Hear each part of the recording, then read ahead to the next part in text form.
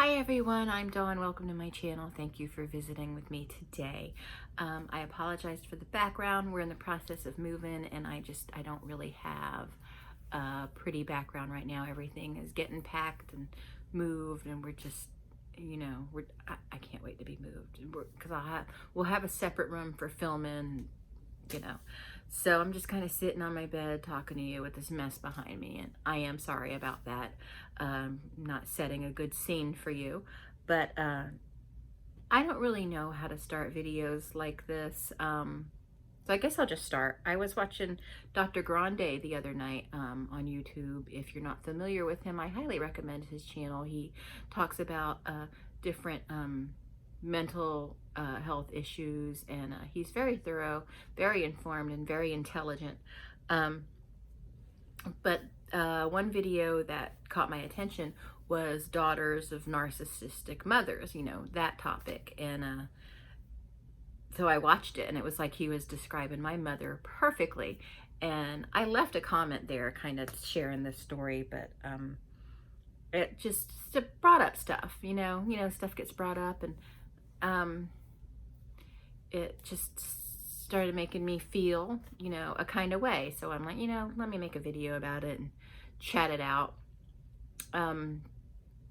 So my mom was definitely, you've seen, I've shown you, I told you stories in the past about her. Just, I'm sorry, she was a horrible person. She's a horrible person, just terrible. It just, encouraged me to try to kill myself. She discouraged anything, any endeavor I had a thought to do, like college is discouraged. Everything was discouraged. I said, one time I said I was thinking about joining the Air Force. Only lesbians join the military.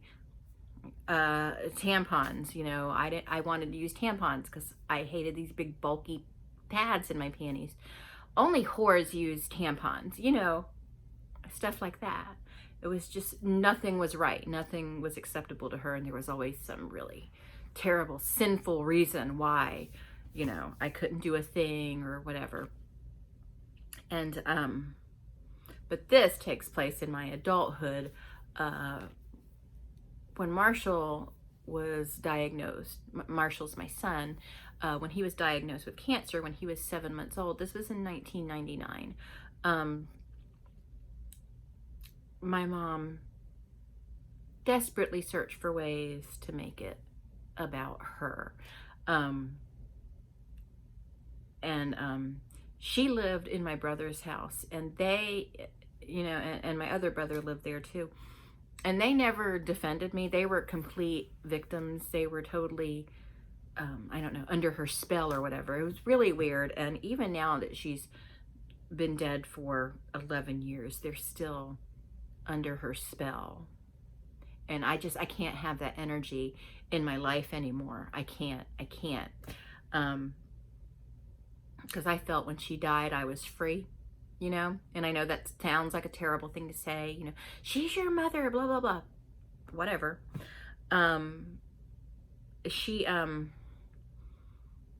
she was found little ways to try and make his cancer about her, but she wasn't too bad. It wasn't unbearable, but I think that was because I was preoccupied. I was busy with my son, and there were times when I would pop in at her house or something, or where she lived. It was my brother's house, and she would say, "What's going on at your house? Why don't I ever see that child?" I'm like, "Well, because you chain smoke and he has cancer, that's why." And she's like, "Oh, you're lying about that cancer." I'm like, "Well, you were there when the doctor told me he had cancer, so okay." But, just things like that. She would tell people, friends and people that would ask about him, she's lying about that cancer. He doesn't have cancer.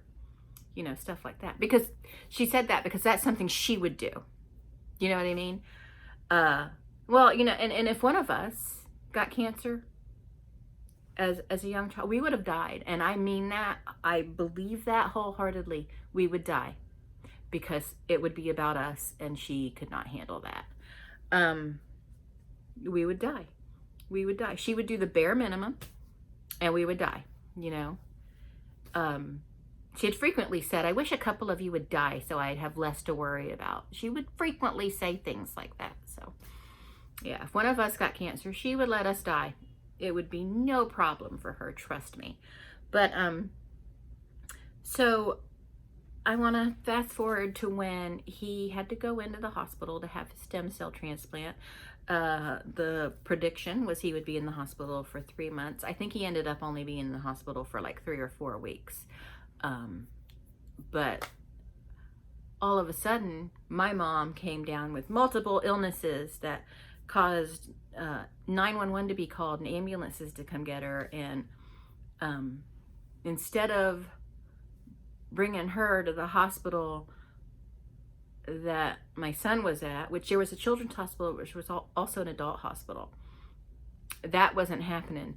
No, she had to go to a hospital on the opposite side of town to, it was a manipulative tactic. I'm sorry. It was a manipulative tactic. And to get me to go back and forth. And, you know, she was my mother. So, yeah, I guess I have to go hang out at the hospital with her, you know, to talk to the doctors and stuff. And she'd go to the ER. They found nothing wrong. She'd go, oh, and they would send her home. Nothing wrong with her. Nothing. Except, you know, manipulation and narcissism, all that. And back and forth to the same ER like 4 or 5 times within a matter of a couple of days. And I couldn't keep going back and forth. I had a son in the hospital getting a stem cell transplant. This wasn't, you know, we weren't having a freaking tea party.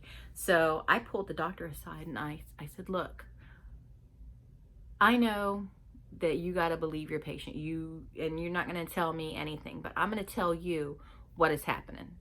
Like, my son is in the hospital. He has cancer. He's getting a stem cell transplant. He's on chemo.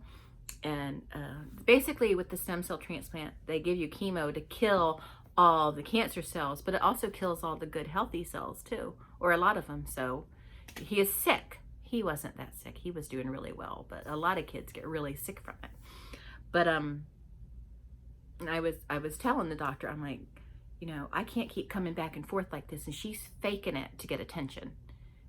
And he was like, he said that well, you know, he didn't want to say too much, but he said, I gathered there was something going on. I'm like, yeah, she doesn't like that all the attention is on an infant, a baby, a toddler getting a stem cell transplant. She doesn't like that. So she's trying to get the attention on her. And I said, I can't keep coming back here. I'm not coming back here anymore. So you do what you got to do, but that's what's happening. And I went, told my mom, I got to go back to Marshall. Oh yeah, get back to him. He's important, in front of the nurses and doctors and everything. He was what was important. No, but with my brothers or with family, it was a different thing. It's like, she just left me there, that evil bitch, Dawn, you know, but I didn't care. I didn't care anymore. I have a real problem. I have a real medical issue to deal with. I don't have time for this. I don't have time for your games. And so, and that was it. It was like, I'm not doing this with her, you know, but that was the kind of thing she would pull. And eventually she did get sick because she spent so many years just being bitter that it just consumed her, you know. But I was over it at this point. And but you know, my brothers were there when the doctor told me he had cancer too, and they were always there to listen to her, would just stand in the background and just kind of smirk and take in any accusation she made, and just never once defend anybody in the family when she would start talking trash about them, you know. And just an evil, dirty woman. And every female in my family, I hope I'm not like this. My husband says I'm not like this, but it just seems like every female in my family is like that. And even the ones I'm not blood related to. And I don't want anything to do with any of them. And I know that sounds terrible, but I have to worry about me and my family and my joy. And it's never going to come from being around these toxic people, because the poison she injected into them, they're trying to pass it along, and they're not passing it on to me. I'm done. But so that's what this is. Just I just wanted to, I guess, kind of just get it off my chest. And Eric caught on to it early on. It took me a long time to catch on to what just a manipulative, narcissistic woman she was. I just thought, well, that's just her personality. But the rest of my family was like, oh, well, that's just how she is. Well, this is how I am, and I'm not putting up with that bullshit in my life. I have a family now, my son and my husband. I don't need all that negativity and all that, just that hate. It's hate. And that hate has been passed on to them. And it's, especially the females in my family. I can't stand them. I see my mother in them and I just want to smack them all. They're toxic people. And I can't, so when I see things on the internet about people crying about this person isn't buying my gummy bear vitamins, and this person isn't doing this, and this person doesn't like this palette, I just find it hard to give a shit. Some people actually are struggling with things in this world, and I know if that's all you have to compare your problems to is something silly like that, then do it. Go off. But remember, there are other people dealing with much harsher things in their life, and whatever. I know I'm probably going to get hate for this video because she's your mother. You're supposed to love her forever. And I'm here to tell you, no. If your mother is toxic and manipulative and narcissistic, you have every right to walk away from her. It's for your own good. And yes, I am suggesting walking away from toxic, narcissistic people, because they're only there to serve themselves. And nothing you ever do is going to be good enough. And anything in your life is a lie. Anything going on in your life is a lie, a way to take away from them. You know what I mean? And that's how she was. Everything was a lie to take away from her. And, oh, don't tell anybody anything. Everything's top secret, don't tell anyone you got new shoes. Just everything was just top freaking secret. And that was another thing Dr. Grande pointed out about things being secretive. Don't tell anyone about this. And,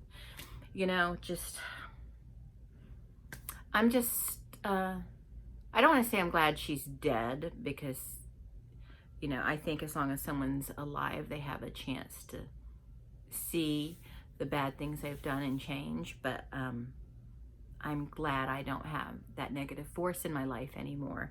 And I'm still, dealing with it. I'm still in therapy. I'll probably be in therapy forever because of her. But the people who belong in therapy are my siblings and the females in my family. They belong in therapy. They're never going to acknowledge that they belong in therapy, but they do. They do. There is just one effed up family, and I mean, there were good things she did, but that's what they do. They were like, okay, well, I'm going to do this. It's going to be really nice. And then they are going to owe me forever. You know what I mean? So anyway, that's it. I'm going to go. I am going to link Dr. Grande's channel below, and the video in which I was inspired, which inspired me to make this video. I'm going to link that below, and I'm going to talk to all of y'all later. And thank you so much for watching and visiting with me today. I appreciate you. And I'm working at it every day to not be like my mom. And well, I think that my son is a testament to that. I have not been like her, so we'll just see. I have my next session at the end of this month because there were some insurance snafus, so, which works out nicely because we got the move and stuff to worry about. So, all right, well, thank you so much for watching, and I will talk to all of you later. Bye.